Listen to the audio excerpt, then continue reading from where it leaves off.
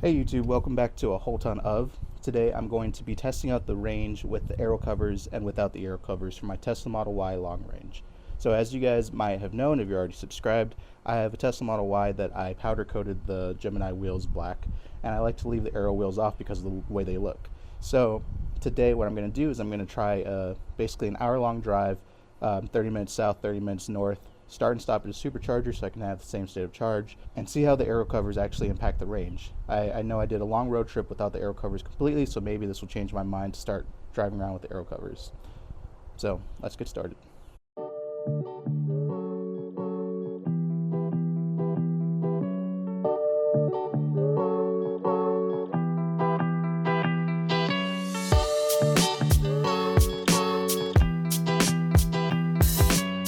So what I've really been using this one wheel for, going back and forth to my garage, which doesn't really, I think people do tricks and stuff, so I need to take it on the trail at one point. Alright, I live in an apartment and the Aero wheels I always leave off. You'll probably see them once I pull the car out a little bit better, but these are the Gemini wheels, and sorry, the Aero covers is what I leave off. These are the 4 Aero covers, if you guys don't know what Aero covers are. So I usually just keep them in the garage corner. I'm charging with my 120 volt charger, which is pretty slow, but it does the job for what I need, so I don't run out of charge. Let's jump in the car though. So what I'm doing right now is actually driving to our nearest supercharger, which is about 12 minutes from our house, or from our apartment. That's convenient, but that can be a whole nother video about how we were planning on using the supercharger to basically do our actual charging. Given that we live in an apartment, but I'll definitely get into another video about all those details and try that out. You guys can see we're heading to the Supercharger in Low, Arkansas. I'm gonna go ahead and navigate on autopilot so I don't miss it. I'm gonna go there, but just wanted to point out that we have 87% charge. I usually set the charge limit to 90%, so while it's sitting in the garage, it will stop once it tops off at 90%. What I'm gonna do at the Supercharger is that's just basically our starting point and our end point. So I wanna get there, I want to basically mark down that state of charge, and I'm not going to charge it anymore once I get there. I just want to basically warm up the car, which it's already warm, but I'll see you guys at the supercharger in about 5 minutes. We're at the Low Arkansas supercharger. Shout out to my Arkansas people. We can always have meetups with our Teslas if you want, but at the Low Arkansas supercharger, because this is our start and end point, just wanted to talk through a few things, trying to minimize any of the outside factors that would impact range. The few things that I'm looking for basically on this test of range, I'm going to be using autopilot the whole time. I'm going to try to keep it the same speed limit, so I think about 70, 75. I'll keep it within that range no matter what. So when I'm riding with the Aero covers and without the Aero covers, it will always be driven by the car, and it will be at the same speed limit. The direction that we're heading could potentially change basically which direction the wind's hitting us. So maybe the wind might be helping one direction and hurting us another. So what I'm actually going to do is I'm going to drive 30 minutes south, basically live right off of I-49. And what I'm going to do is drive down I-49 as far as I can for about 30-45 minutes, maybe down to West Fork, we'll see. And I'll just turn around. But basically once I get to that 30 or 45 minute mark, I'll pull over, I'll stop, and I'll show basically what the car shows as the average range for that trip. But if we go here, basically I can reset this on each. I'm probably going to keep track of the round trip total, but I'm also going to have a separate tracker so I can have a recording of each direction with and without the Aero covers. So if that made sense to you, basically what I'm going to do is there's going to be 4 like real trips I'll count. We can collapse those into 2 round trips, basically with and without Aero covers. But there also be 2 with and 2 without, if that makes sense. One southbound, one northbound. I woke up at 6, but I still didn't get started with enough time. It's 7:16 right now. This could potentially take 2 hours to 3 hours. I was going to go supercharger, but that distance is a lot further. So because it's in the morning, hopefully there's not going to be any traffic, but we'll see. Like I said, the supercharger that I'm at in Low Arkansas is going to be the start and end point. So even though I'm stopping 30 minutes in, I'm still going to come back the same distance back and charge to what I left with. Even though it was really thunderstorming, it's still kind of cloudy right now. Hopefully it doesn't rain. It was thunderstorming last night, but it says it should be clear today. I was waiting for like a day with good weather, so that doesn't really impact the way range would work. I mean, we can also do another test later on with another video. When it's raining pretty hard, we can push autopilot to the limits, and also see how that impacts range. So that's for another time, but for right now, fingers crossed, it doesn't rain. Right now we're at 82% charge. Odometer, I have 8,000 miles. That's crazy to me, especially during COVID. So winter road trip, maybe it's time to get rid of that. So let's reset. Let's rename. Alright, so here's the plan. So it turns out I can only really track one trip. There's an all-time, which is going to be my all-time performance. This is what I'm going to have to track. Technically you can track two, but I can only name one of them. So this is going to be tracking basically that first 30-45 minute stretch southbound. So I named it accordingly, south without arrows. So we'll see how that turns out. I'll get a recording of that once I do reset it. Basically once I get 30-45 minutes south, I'll name that north without arrows, and same vice versa once I get back on the trip. There's this other trip tracker which is since last charge. This doesn't really matter. This is from when I left home, so that's not really going to help us. But this one I can reset, so I can just reset it right now. It's since 720, so I'm just going to use this to keep track of the actual round trip, both the south and northbound segments. So let's get started. Probably going to try to listen to some podcasts, jam out to some DMX, rest in peace. But yeah, I'll see you guys once I get to the southbound section, probably a quick check-in, and then we'll take it from there.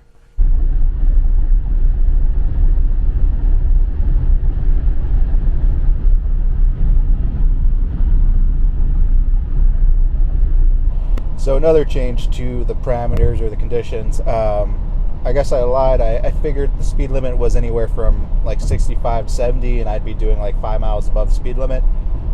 So I told you guys between 70 and 75 is what I'll keep the mileage, or the miles per hour. I am doing 80 right now, mostly because the speed limit's 75, and I don't want to be holding up traffic. There are a decent amount of cars. It's a 2-lane road, and there's a decent amount of cars out here, so I don't want to be holding up one of the lanes. But I'll make sure to stay consistent and do the 5 miles over the speed limit whenever the speed limit changes on this whole route. Still going southbound though. Check in with you guys in a bit. Alright, so looks like we're getting off on exit 34 when we're going southbound. We are in the Boston Mountains scenic loop. It's been about 43 miles. I've been driving for a little bit more than 40 minutes or 30 minutes. So I was basically waiting for the next exit. I've never been down here. Waiting for the next exit so I can get off and turn around basically. When I get off, I'm going to take a picture, do a video of what the southbound trip looks like with the Aero wheels off. And then I'll reset that, but I'll keep the actual trip for the round trip going. So I'll see you guys on the exit. So it looks like the place where we are right now is called Williamson's Instruments. I don't know if you guys can see that. So I'll save that as the trip that we're going to go. A few things I wanted to point out. So we're at 63% charge now. We started off with 82%. We drove about 45 miles. Let's see. So yeah. We drove about 45 miles since it's a Supercharger. 293 watt-hour per mile. It's a 40-minute drive, it says. But this is basically the trip that I wanted you to keep track of for the first initial southbound. So this is southbound without arrows. I'll take a picture of this. Basically 293. I'm going to reset this. Once I do take a picture, let's just do that real quick. So let's reset. Let's rename. So this is north without arrows. So now you see north without arrows. This is going to go back to the Supercharger. I'll put that in as a destination. And this one's going to keep clocking basically the full round trip. So we can see the actual combined watt hours per mile and range efficiency. So let's go to the Supercharger in Lowell. I'm guessing it's 45.2 miles away. Yep, 45 minutes, 49 miles. But I'll do navigate on autopilot. We'll get there with 30%. We'll get there with 36% charge, which is going to be good because we'll have basically the S curve for the charging. I think this is one of the more optimal state of charges to go plug in. So we'll have it drive on autopilot going back. The other thing that I wanted to look at was, let's see, I haven't actually driven for a while, but energy, okay. So this is predicted energy. I didn't do this for the trip because I didn't actually know where I was going, but I'll do it going back up to the supercharger both ways. So we'll see what the drop in energy is. I'm guessing we're going uphill or gaining a lot of elevation. But past 30 miles, you can see that it's about 276 watt hours per mile. So that's not including the full trip though. I think this would be more useful to see. We can actually see what our energy consumption is. That was one of the things that one of the people in the comments pointed out on our road trip, was that we were expecting a certain charge based on what Tesla was telling us, but we were always seeing less.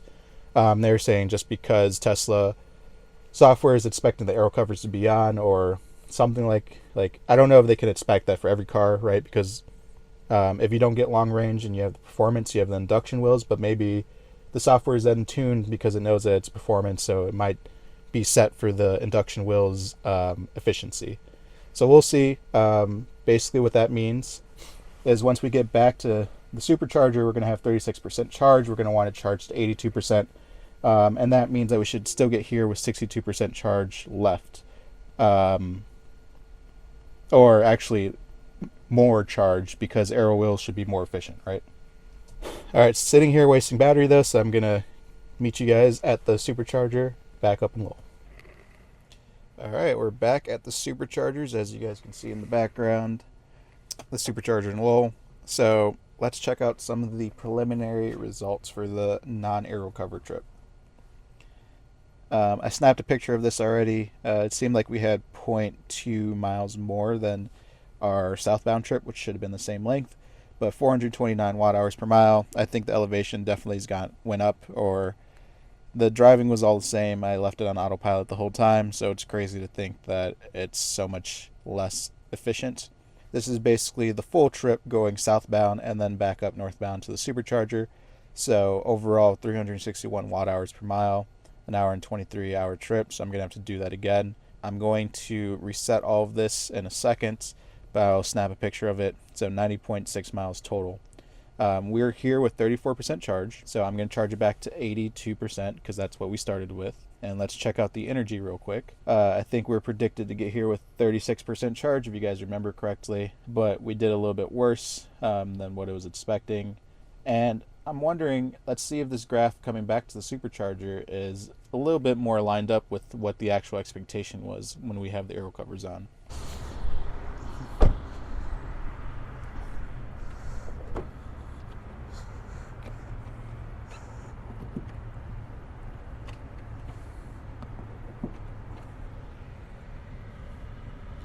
Oh no, did I break one of my pins?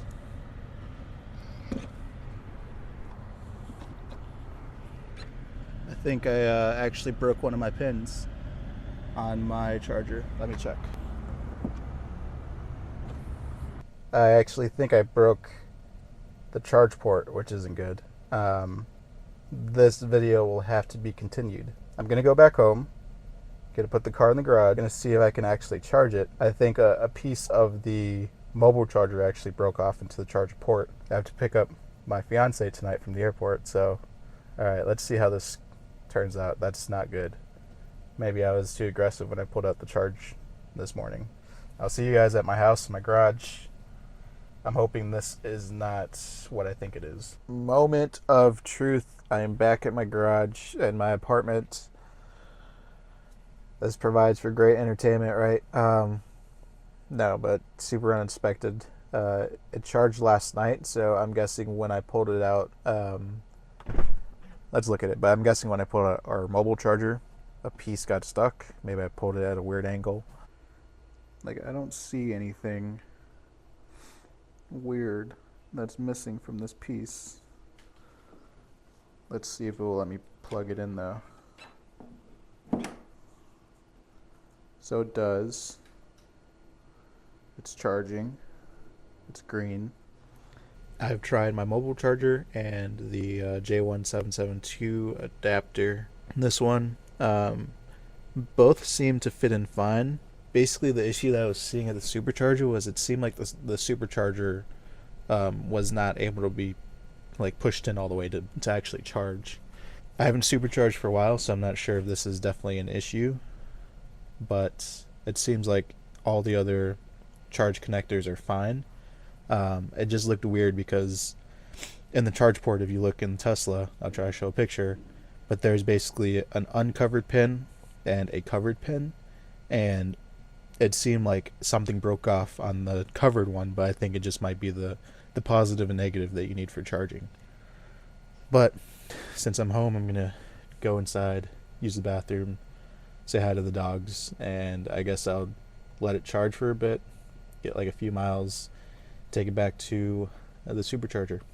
Alright, so I took a like 20-minute break, went back inside, but as you guys can see, I'm using the 120 volt charger, so I only got like a few percent charge, but it is charging. So I think it was something with the Supercharger that was going wrong. So I'm going to go ahead and unplug it. I'm going to put the Aero covers on in the garage because it'll just be easier. The one thing that I am worried about with the Aero covers is because since I did powder coat, I'm worried that I'm going to scratch some of that off. I'm not too familiar with how powder coating works. It sounds like it should be able to survive like scratches and stuff, especially because it's exposed. I wash them all the time. So we'll see. I mean, I'll put the Aero covers on now. Let me show you guys. So if you guys haven't seen them, this is how the Gemini wheels look without the Aero covers. I might have to take off all of these lug nuts and the center cap to get the Aero covers to fit. Can't believe I thought I broke our charge port. That would have been bad. But really, it looks so different. Maybe I won't have to actually remove the lug nut caps. This is the Aero cover, right? And this is the back side of it. I think the main thing is this center piece. This actually has to go inside and clip. The thing that I'm worried about is these clips right here. I have to make sure they're all clipped onto the actual wheel itself, but I'm worried that that's actually going to scratch the black powder coating that I added. But I'm willing to risk it, so let me throw them on. So I need to figure out how to pop this guy off. Let's see if I have something in the car. This is mostly for the lug nut covers, which I don't really need off. I just need to get this guy off. So I got this little thing from the back of our garage door opener. Gonna see if I can pop that and pry it off using this.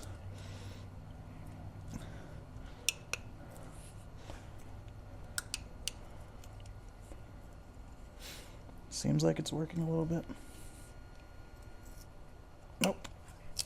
Basically just broke the adhesive. I actually need to get in there somehow.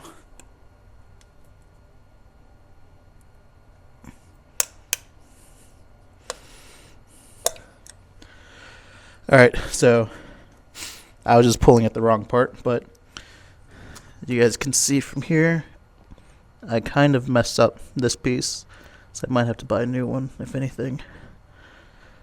Kind of sucks. So these center pieces are actually pretty flimsy if you want to be taking them on and off. You can see I scratched this one too, but also looking on here, if you guys can see, there's these black clips. One of them actually broke off when I was pulling it off, so I might have to buy new ones. It kind of sucks that I can't take them off if I need to. Anyways, let's try to get the cover on. Like I said, the only thing that I really need is this center part to go in. So the other thing is these clips are actually going to go around this part of the wheel. So I'm just worried that it's going to scratch it because it needs to, it's basically metal on metal at this point. Let's try it.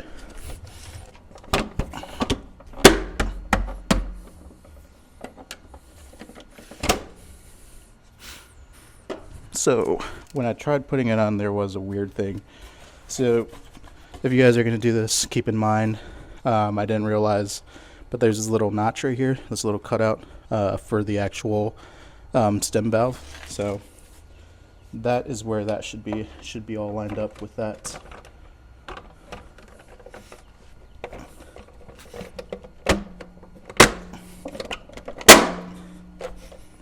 So as you guys can see, it's easy to pop on. My concern is when I pop it off, I'm going to see scratches. Let's just give it a try now.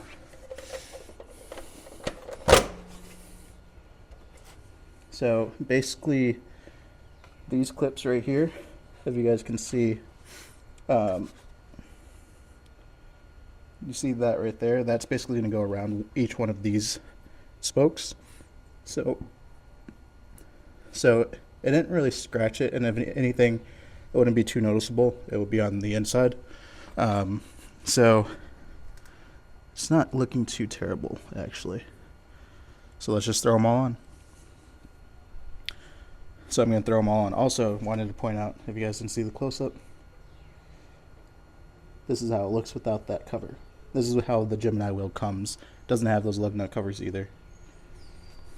So if you are going to do, take off the Aero covers and put them back on, some people just leave them on for good. But if you are going to put them back on, just make sure it's completely clipped in, because otherwise it will fall off. This was that first front tire I showed you guys. But all the other tires have them. So I'm going to hop back in. I think I'm going to grab a charger for this camera so the camera doesn't die while I'm out there. Next stop is the supercharger. Hopefully this all works. I want to take a look at that supercharger that wasn't letting me plug in, see if there is anything in the supercharger plug itself. And I'll see you guys at the supercharger. All right, so I do think it was that charger, because I just used another stall, which I should have tried before. Getting 177, even going up from here. So right now I'm at 22% charge. About to break 200 kilowatts. Very nice. 69% charge, now 70. Just watching some highlights from the Paris Saint-Germain game. This supercharger right there, that's the one that I was having problems with. I don't know if it's still an issue. I haven't tried looking at it. So, Model Y actually pulled in. I don't know if you guys can see it. Let's see if they can actually plug in. We'll see. If they move, then that means they have the same problem as us, and it's just that charging station. And yeah, just confirmed. They're backing in now. Not Model Y, it was Model 3, but they're backing in now, so that station is actually... There's something wrong with it, which is really annoying. I think that's probably the reason why, when you look up the supercharger on the map, or like the supercharger spot, there's only 7.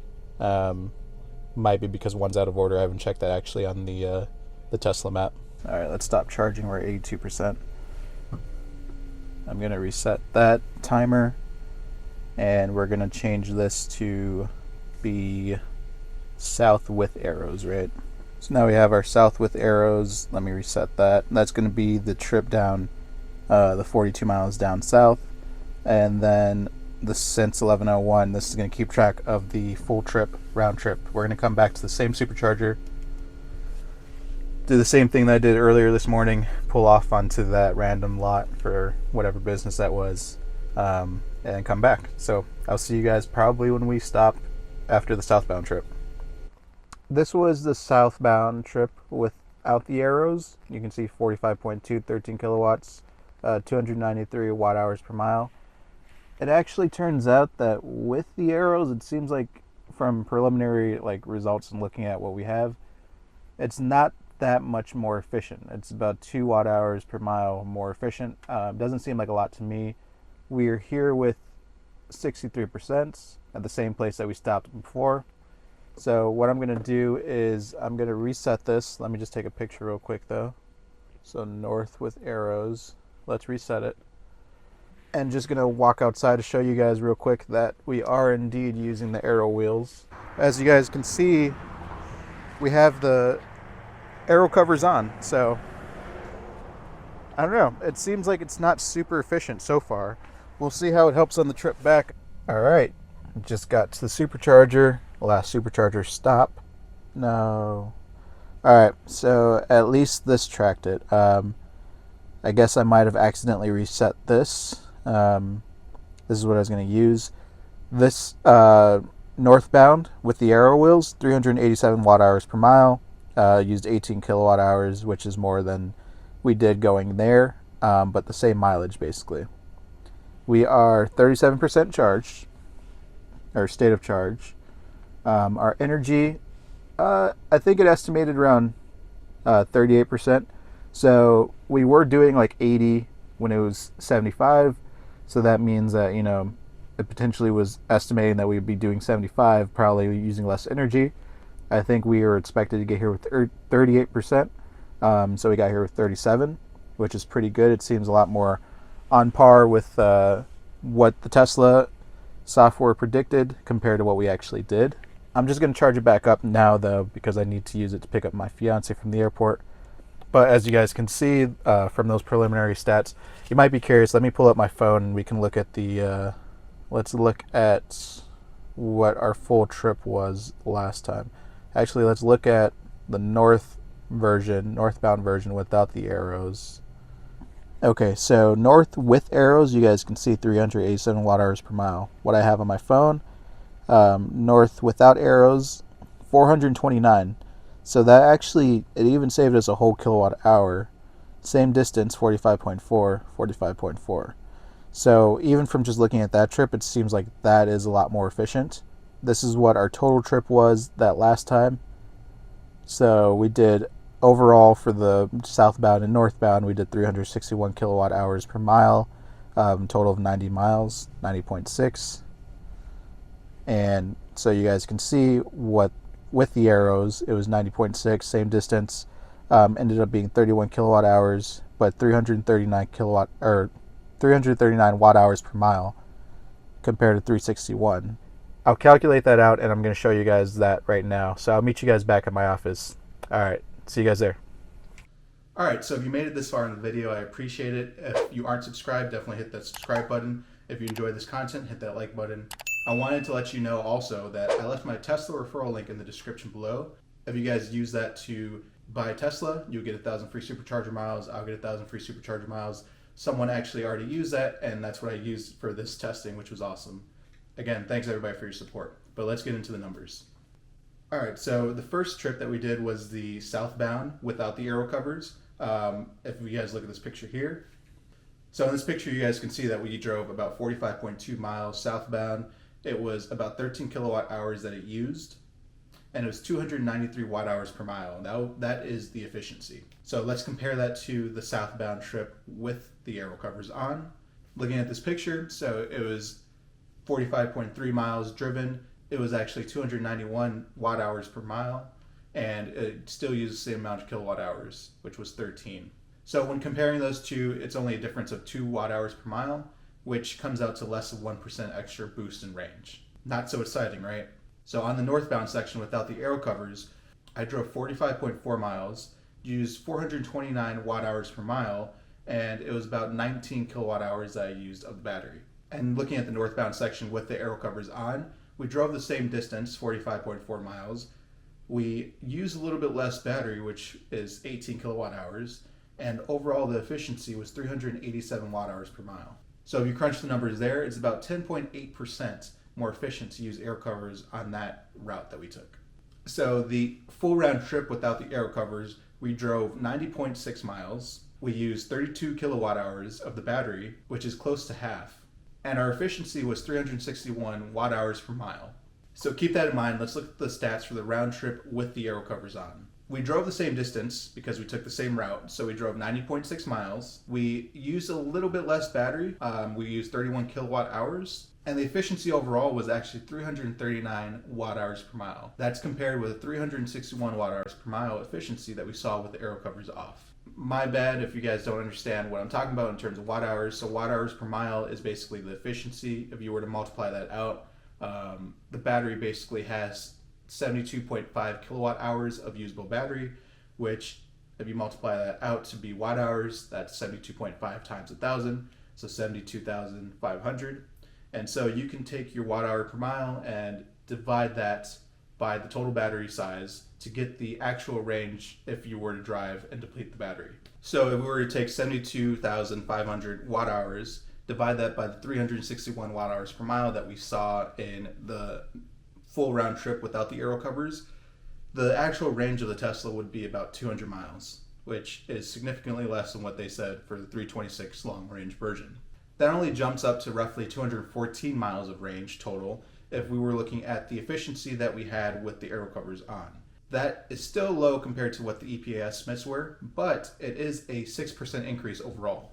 On carandriver.com, I saw that you can get an average of 3.4% more range by using the aero covers, and they tested at different speeds, so 50, 60, and 70, which can be about 10 extra miles of range. And that kind of does add up to what I was doing. I think it's kind of impressive that I was seeing a higher percent yield with the aero covers on, given that I was driving at higher speeds.